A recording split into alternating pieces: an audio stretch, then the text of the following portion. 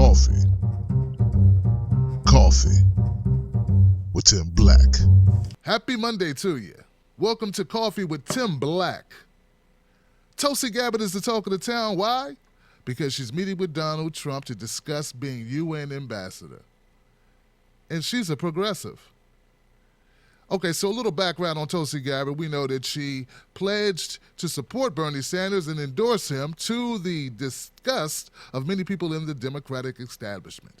She had to step down, resign her post as vice chairwoman of the DNC to do so. And if you look at WikiLeaks, you'll see where the DNC or members of the Clinton campaign said Tulsi was dead to them because she did not possess the judgment to go with Hillary Clinton. So, Tulsi Gabbard, why would she be meeting with Donald Trump to discuss a position on his cabinet as being UN ambassador? Is it possible that Trump hasn't totally lost his mind? Is it possible that Tulsi Gabbard is defecting from the Democrats? Well, here's a couple things you might want to know about Tulsi Gabbard and her belief system. Tulsi Gabbard is lenient on guns. Tulsi Gabbard is tight on immigration. And Tulsi Gabbard has talked out vehemently about Islamic extremists. Three things that don't get highlighted very much about Tulsi Gabbard. Three things I didn't know too much about myself regarding Tulsi Gabbard, but these are truths. Now, what is Trump doing is what you might want to ask. On the campaign trail, Trump said he would not appoint Democratic candidates to his cabinet. And lo and behold, this is a Democratic candidate, a Democrat he's talking to. Now, he's just considering it, but it is, it is peculiar, isn't it?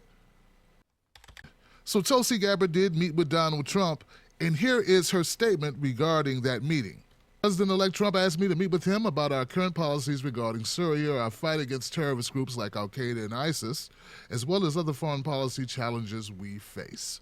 I felt it important to take the opportunity to meet with the president-elect now before the drumbeats of war that neocons have been beating drag us into an escalation of war to overthrow the Syrian government, a war which has already cost hundreds of thousands of lives and forced millions of refugees to flee their homes in search of safety for themselves and their families. While the rules of political expediency would say I should have refused to meet with President-elect Trump, I never have and never will play politics with American or Syrian lives. Serving the people of Hawaii and our nation is an honor and responsibility that I do not take lightly, representing the aloha spirit and diversity of people of Hawaii, the most diverse state in the country, by the way. I will continue to seek common ground to deliver results that best serve all Americans, as I have tried to during my time in Congress. Where I disagree with President-elect Trump on issues, I will not hesitate to express that disagreement. However, I believe we can disagree even strongly, but still come together on issues that matter to the American people and affect their daily lives.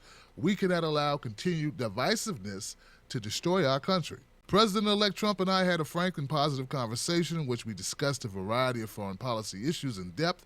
I shared with him my grave concerns that escalating the war in Syria by implementing a so-called no-fly zone would be disastrous to the Syrian people, our country, and the world. It would lead to more death and suffering, exacerbate the refugee crisis, strengthen ISIS and Al-Qaeda, and bring us into a direct conflict with Russia, which could result in a nuclear war.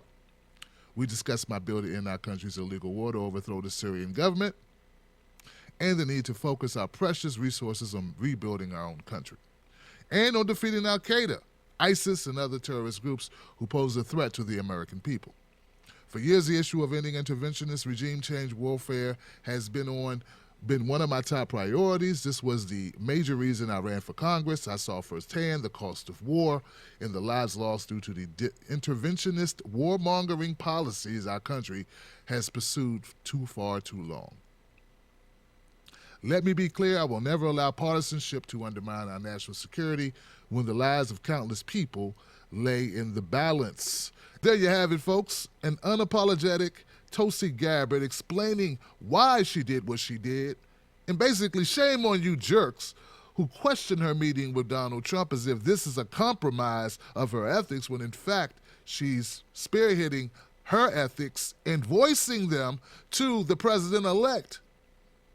And he's listening. This is truly being not only progressive, but being effective.